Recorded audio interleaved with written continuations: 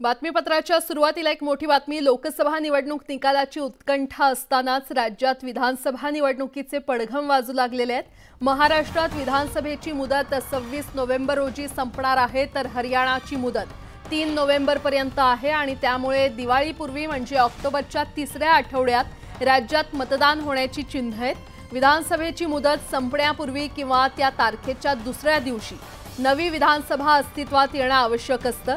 यानुसार हरियाणा विधानसभा 4 नोव्हेंबरला अस्तित्वात येणे आवश्यक आहे। महाराष्ट्र आणि हरियाणाची विधानसभा निवडणूक 2009 पासून एकाच वेळी होते आहे। दोन्ही विधानसभांची मुदत 23 दिवसांच्या अंतराने संपत असल्यामुळे नियमानुसार एकत्र निवडणूक घेणे आवश्यक आहे। यंदा दिवाळी 29 ऑक्टोबर ते 3 नोव्हेंबर या कालावधीत आहे। सणासुदीच्या काळात निवडणुका घेतल्या जात नाहीत। हरियाणामुळे महाराष्ट्रात देखील आधी निवडणूक घ्यावी लागणार आहे आणि 2019 मध्ये महाराष्ट्र आणि हरियाणामध्ये 21 ऑक्टोबरला मतदान झालं होतं।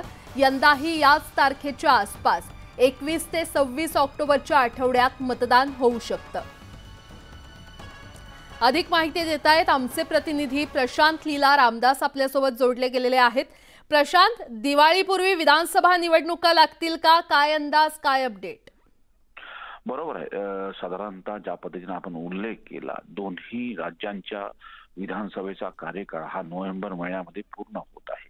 त्यामुळे त्यापूर्वी निवडणुका घेण्याची परंपरा आहे आणि केंद्रीय निवडणूक आयोगाच्या वतीने होऊ शकतं साधारणतः ऑक्टोबर महिन्याच्या दुसऱ्या किंवा तिसऱ्या आठवड्यामध्ये साधारणतः निवडणुका होण्याची शक्यता आहे। यापूर्वी देखील 2019 मध्ये दिवाळीपूर्वीच निवडणुका झाल्या होत्या आणि साधारणतः जसं बघितलं महाराष्ट्राचा कार्यकाळ आणि हरियाणाचा कार्यकाळ या दोघांमध्ये साधारणतः 20 ते 22 दिवसांचा फरक आहे। अशामुळे हरियाणा सोबत महाराष्ट्राच्या विधानसभा होणार, त्याचमुळे सर्व राजकीय पक्ष हे विधानसभा निवडणुकीच्या तयारीला लागलेले आहे।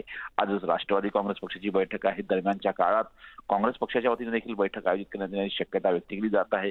दुसरीकडे महायुतीची देखील लवकरच बैठक आयोजित करण्याची शक्यता व्यक्त केली जात आहे। असं असताना ज्या पद्धतीचे संकेत प्राप्त झाले आहेत त्याचमुळे होऊ शकतं ऑक्टोबर महिन्याच्या दुसऱ्या किंवा तिसऱ्या आठवड्यामध्ये विधानसभेच्या निवडणुका होण्याची दाट शक्यता आहे। स्टुडिओ बरं प्रशांत, धन्यवाद या सविस्तर माहितीसाठी।